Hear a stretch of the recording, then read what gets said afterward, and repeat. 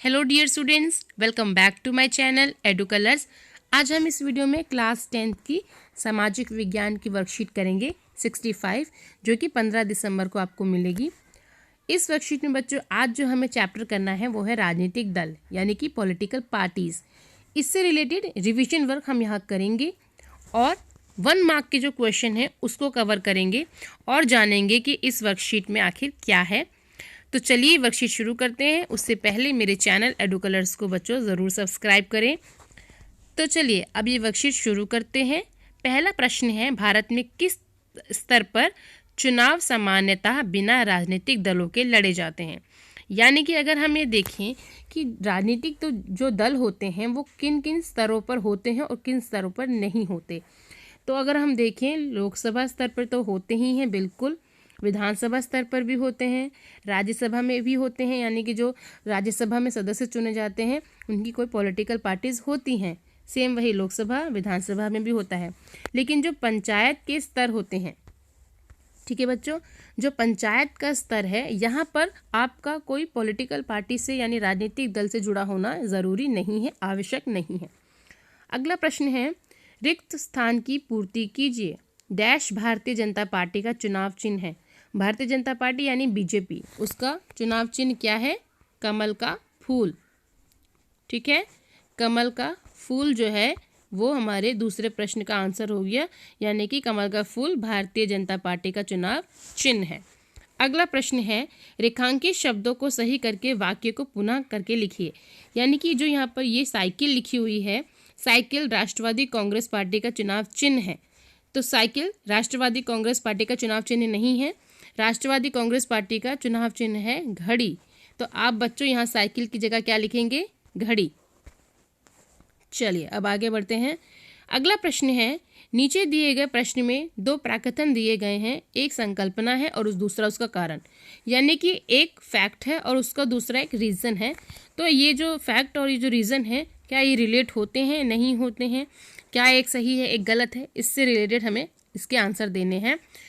तो संकल्पना है, विकल्पहीनता लोकतंत्र के लिए खतरा है।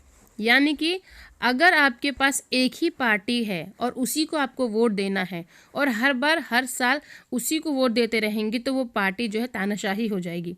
जब हमारे पास 3 या 4 या 5 ऑप्शंस होते हैं, विकल्प होते हैं, तो हम अपने चॉइस के आधार पर अपनी मनपसंद पार्टी को चुनते हैं जो हमारे हित में काम करती है।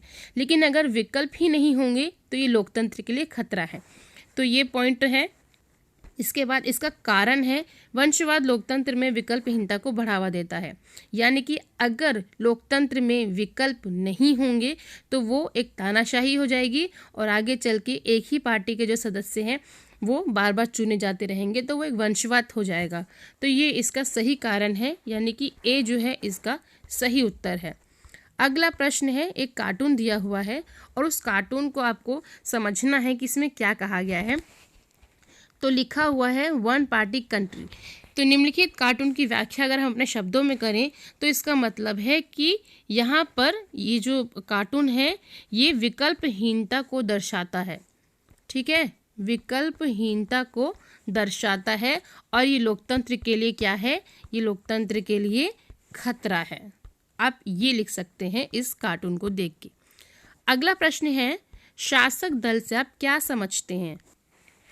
शासक दल का मतलब होता है बच्चों जिसकी सरकार मौजूदा टाइम पर जिसकी सरकार है, जो सत्ता में है, बैठा हुआ है, अपनी सरकार चला रहा है। ठीक है, तो ऐसा दल जिसकी सरकार बनी हुई है वो शासक दल कहलाता है। अगला प्रश्न है, किस प्रकार की दलीय व्यवस्था को लोकतंत्र के लिए अच्छा नहीं माना जाता? यानी कि अगर सिर्फ एक ही दल की व्यवस्था है, एक ही दल है जिसे हमें बार बार चुनना है, तो वो व्यवस्था लोकतंत्र के लिए खतरा है, लोकतंत्र के लिए अच्छा नहीं माना जाता। अगला प्रश्न है, दल बदल से आप क्या समझते हैं? किसी विधायक का किसी दल के टिकट पर निर्वाचित होकर उसे छोड़ देना और किसी अन्य दल में चले जाना, चाहे वो लालच में या किसी कोई पोस्ट के लालच में या पैसे के लालच में भी कुछ लोग जो है पार्टी छोड़ देते हैं, तो उसे हम दल बदल कहते हैं। अगला प्रश्न, केंद्र सरकार में किस गठबंधन की सरकार है? यानी कि मौजूदा टाइम में आज भारत में केंद्र में किसकी सरकार है? एनडीए। इंग्लिश में बोलते हैं एनडीए, यानी कि नेशनल डेमोक्रेटिक अलायंस। इसमें बीजेपी है और अन्य पार्टियां जो हैं वो एक साथ गठबंधन करके सरकार बनाती हैं, तो इसे एनडीए बोलते हैं, और हिंदी में बोलते हैं राजग, यानी कि राष्ट्रीय जनतांत्रिक गठबंधन। अगला प्रश्न है, वर्तमान में दिल्ली में किस शासक दल की सरकार है? तो ये ज़्यादातर बच्चों को पता ही होगा। यहाँ पर दिल्ली में आम आदमी पार्टी, यानी केजरीवाल जो है, अरविंद केजरीवाल हमारे मुख्यमंत्री हैं, तो आम आदमी पार्टी आपकी सरकार है। तो बच्चों यहाँ पर हमारे 10 क्वेश्चन जो हैं, 1 मार्क के 10 क्वेश्चन कंप्लीट हो गए हैं। मैं आशा करती हूँ आपको मेरा वीडियो अच्छा लगा होगा। अगर आपको मेरा वीडियो अच्छा लगा है तो अपने फ्रेंड्स में शेयर कीजिए। मेरे चैनल एडू कलर्स को ज़रूर सब्सक्राइब करें और साथ में लगे बेल आइकन को भी प्रेस कर दें। ये वीडियो देखने के लिए थैंक यू सो मच।